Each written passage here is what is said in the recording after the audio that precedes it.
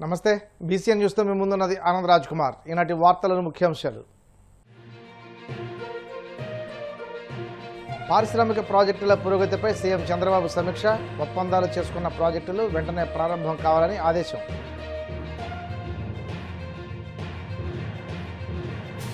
ఐదు కిలోమీటర్ల దూరం కోసం హెలికాప్టర్ వాడిన ఘనత జగన్దేనని మంత్రి నాదెండ్ల మనోహర్ ఎద్దేవా. అమరావతి రైతుల త్యాగాన్ని గుర్తుంచకుండా సీఎంపై వ్యాఖ్యలు సరికాదని ఖండన.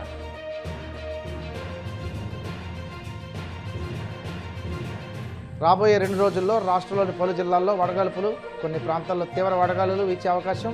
విశాఖ వాతావరణ శాఖ హెచ్చరిక.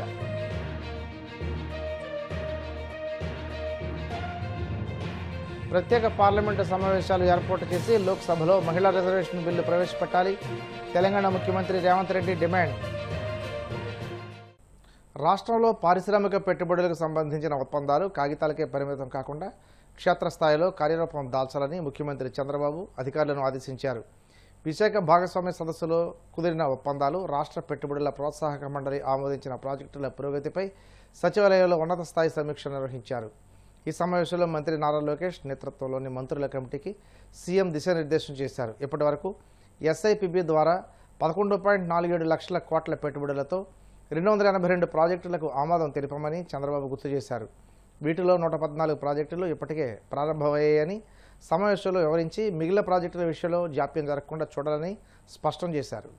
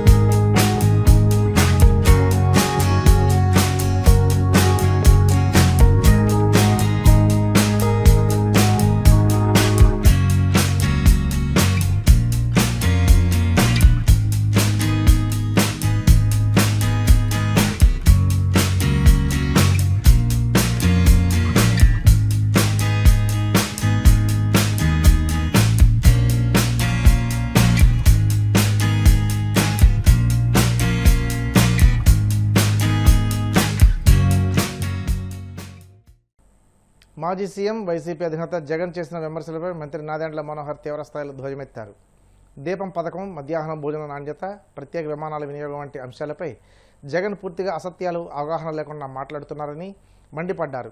ఉప ముఖ్యమంత్రి పవన్ కళ్యాణ్ ప్రయాణాలపై జగన్ చేసిన విమర్శలపై స్పందించారు. అమరావతి రైతుల త్యాగాన్ని గుర్తించకుండా ముఖ్యమంత్రి చంద్రబాబును ఉద్దేశించి జగన్ చేసిన వ్యాఖ్యలను తీవ్రంగా ఖండించారు. రాజకీయ కోణంగా చూస్తే ఈరోజు మరొకసారి పవన్ కళ్యాణ్ గారి పైన జగన్మోహన్ రెడ్డి గారు విమర్శలు చేశారు. స్పెషల్ ఫ్లైట్ల గురించి, హెలికాప్టర్ల గురించి నాకైతే నిజంగా ఆశ్చర్యం కలిగిస్తుంది. ఎందుకంటే ప్రపంచంలో ఒక రికార్డ్ సృష్టించాడు జగన్మోహన్ రెడ్డి గారు. ఎవరికి అటువంటి రికార్డు ఉండదు. ఉండవల్లి తన నివాసాన్ని నుంచి అమరావతికి 5 కిలోమీటర్ల దూరానికి హెలికాప్టర్ వాడిన మహానుభావుడు జగన్మోహన్ రెడ్డి. ఉండవల్లి నుంచి తెనాలికి ఒకరోజు కార్యక్రమానికి హెలికాప్టర్ వేసుకుని వచ్చారు. ఏ రోడ్డు మీద మీరు ప్రయాణించారు?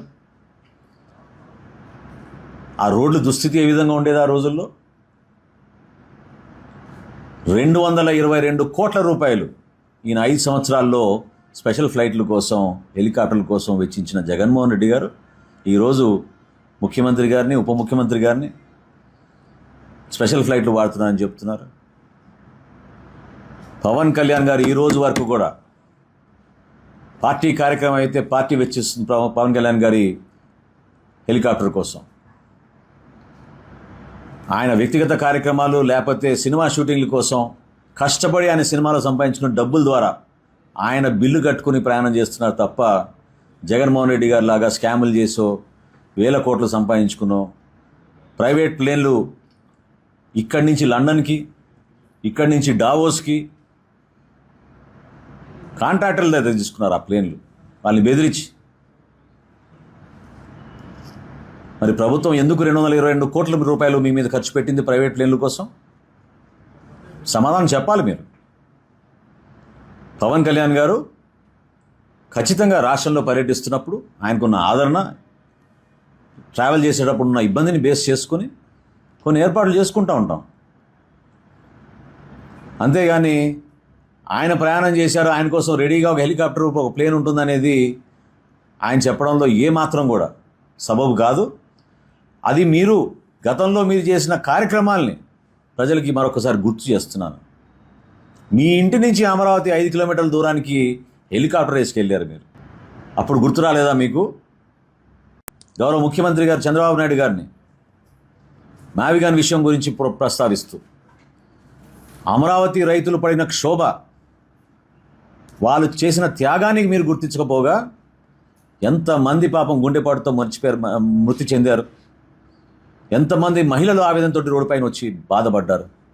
ఒక పైశాచిక ఆనందంతో మరొకసారి అమరావతిలో జరుగుతున్న అభివృద్ధి కార్యక్రమాలు, మా ప్రభుత్వం చేస్తున్న సంక్షేమ అభివృద్ధి రెండింటిపైన ప్రజల్లోకి ఏదో విధంగా ఒక అలజడి సృష్టించే విధంగా ఆయన చేస్తున్న ప్రయత్నాన్ని వ్యక్తిగతంగా గౌరవ ముఖ్యమంత్రి గారిని ఆయన అన్న మాటలు జనసేన పార్టీ నుంచి మేము ఖండిస్తున్నాం. రాజకీయ వ్యవస్థలో గౌరవం నిలబెట్టుకునే విధంగా ఒక బాధ్యత కలిగిన వ్యక్తిగా మీరు ఈరోజు చంద్రబాబు నాయుడు గారిని ఉద్దేశించి అన్న మాటలు అది చాలా చాలా పొరపాటు. ఒక వ్యవస్థ నిర్మాణం కోసం, రాష్ట్రం మంచిగా ఉండాలనే తపనతోటి పనిచేసే వ్యక్తి అమరావతి రైతులు పడిన ఇబ్బందుల గురించి ఒక బాధ్యతతోటి ప్రజల్లోకి తీసుకెళ్లిన జనసేన పార్టీ, తెలుగుదేశం పార్టీ, ఆ రోజు భారతీయ జనతా పార్టీ రాష్ట్రానికి మేలు జరగాలని మేము నిలబడ్డాం. అంతేగాని మావిగన్ అంటే ఎవరో భయపడతారనో నవ్వుతున్నారు జనం. ఇదో పిచ్చెక్కింది అనుకుంటున్నారు. 3 రోడ్లు గీతలు గీచి మావిగన్ అంటే అది రాజధాని అవుతుందా?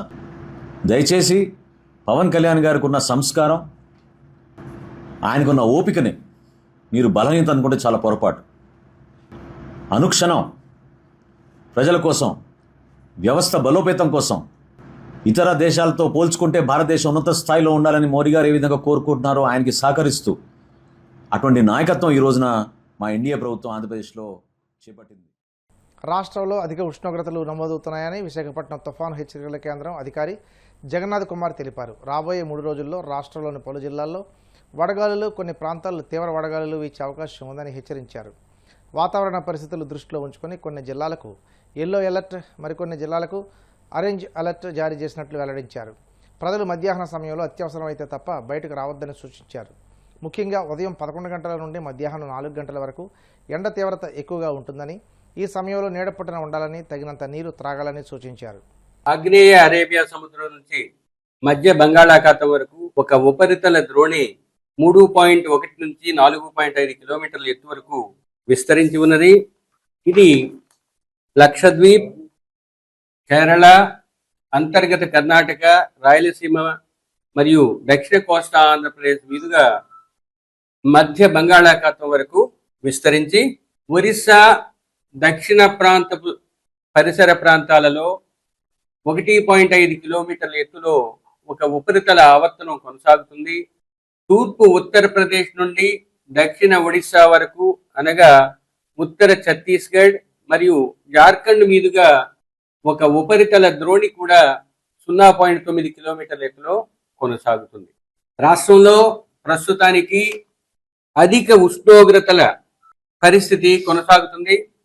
ముఖ్యంగా కోస్తా జిల్లాలలో రాబోయే 3 రోజులు 1-2 చోట్ల తీవ్రమైన వడగాలులు ఉండే అవకాశం ఉంది. దక్షిణ కోస్తా, ఉత్తర కోస్తా, దానికి అనుకుని ఉన్న ఉత్తర కోస్తాలో కొన్ని ప్రాంతాలలో ఉంది. ఆ ప్రాంతాలను విశదీకరించి చెప్తాను. ఇక 4వ రోజు నుంచి 6వ రోజు వరకు వడగాలుల పరిస్థితి కూడా రాష్ట్రంలో కొనసాగుతుంది. అంటే ఈ రోజు నుంచి రాబోయే 6 రోజులు ఉత్తర దక్షిణ కోస్తా జిల్లాలలో కొన్ని చోట్ల వడగాలులు లేదా తీవ్ర వడగాలులు కొనసాగే అవకాశం కనిపిస్తుంది.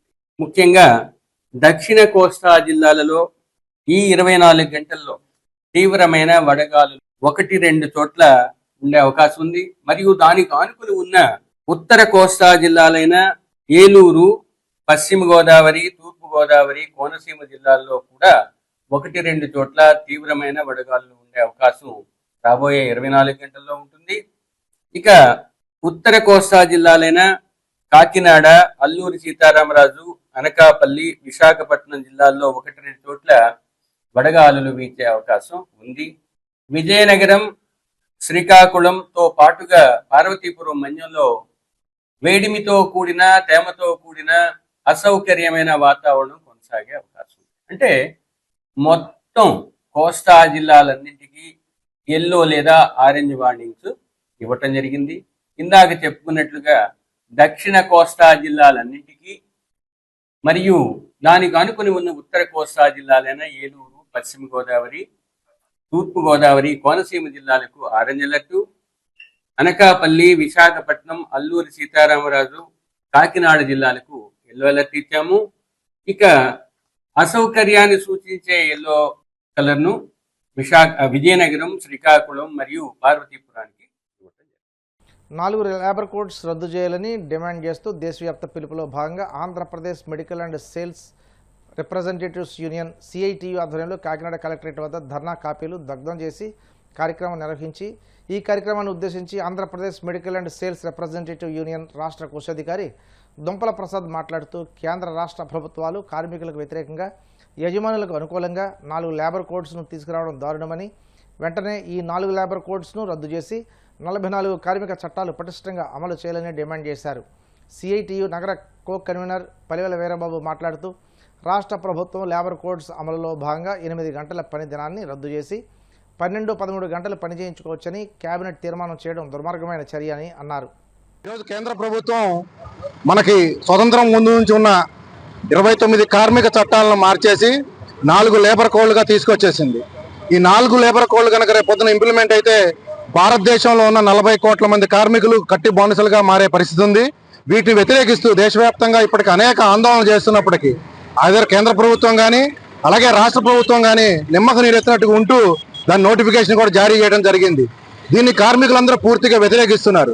ఈ గనక అమల్లోకి వస్తే రేపు పొద్దున కార్మిక చట్టాలు ఏర్పాటు చేసుకునే అవకాశం కానీ అలాగే ఇప్పటికే కార్మికులకున్న పిఎఫ్, గ్రాట్యుటీ లాంటి హక్కులు కానీ లేదంటే పని గంటలు పెంచేసి కార్మికుల్ని బానిసలుగా తయారు చేస్తున్నారు. వీటన్నిటిని వ్యతిరేకిస్తూ దేశవ్యాప్తంగా అనేక ఆందోళనలు జరుగుతున్నాయి. ఇప్పటికే దేశవ్యాప్తంగా ఉన్న కేంద్ర కార్మిక సంఘాలు అన్ని అలాగే స్వతంత్ర ఫెడరేషన్లు కూడా రకరకాల ఉద్యమాలు చేశాం. అనేక సార్లు సమ్మెలో వెళ్ళటం జరిగింది. అయినా కానీ గవర్నమెంట్ కొద్దిగా కూడా వీటిని పట్టించుకోవట్లేదు. కేవలం పెట్టుబడిదారులకు అలాగే వ్యాపారస్తులకు పెద్ద పెద్ద కార్పొరేట్ సంస్థలకు ఊడిగం చేస్తూ కార్మిక చట్టాల్లో మార్పులు తీసుకొస్తుంది. దీన్ని కనుక వ్యతిరేకించి మా వ్యతిరేకతను అర్థం చేసుకొని వాటిని కనుక మార్చకపోతే రాబోయే కాలంలో ఇంకా అనేక ఉద్యమాలే కాదు గవర్నమెంట్లు కూడా మారే పరిస్థితి వస్తుంది. ఇంతకుముందు కూడా చూసాం.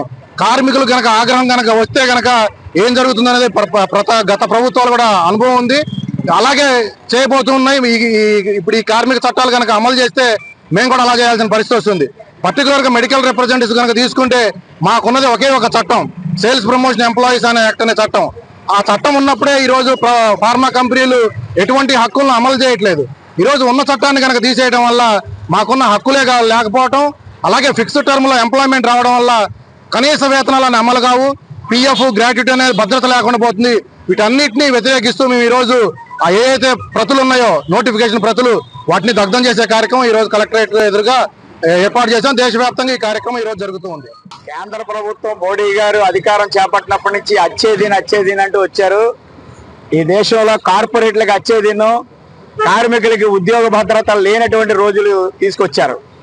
భారత స్వాతంత్ర పోరాట కాలం నుంచి భారత కార్మిక వర్గం ఎన్నో పోరాటాలు చేసి సాధించుకున్న చట్టాలన్నింటినీ కూడా ఈరోజు మొత్తం నీరుగార్చేసి 4 లేబర్ కోడ్లు తీసుకురావడం అంటే కట్టు బానిసలుగా కార్మికుల్ని మార్చేయడమే.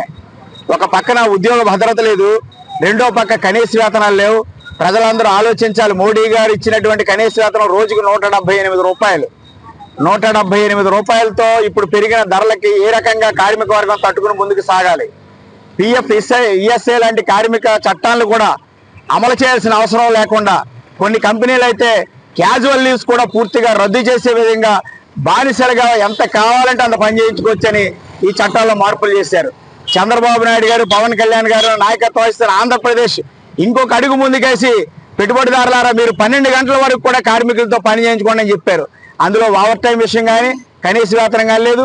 2011 నుంచి షెడ్యూల్ పరిశ్రమల్లో వేతనాల పెంపుదల ఊసే లేకుండా ఉన్నది.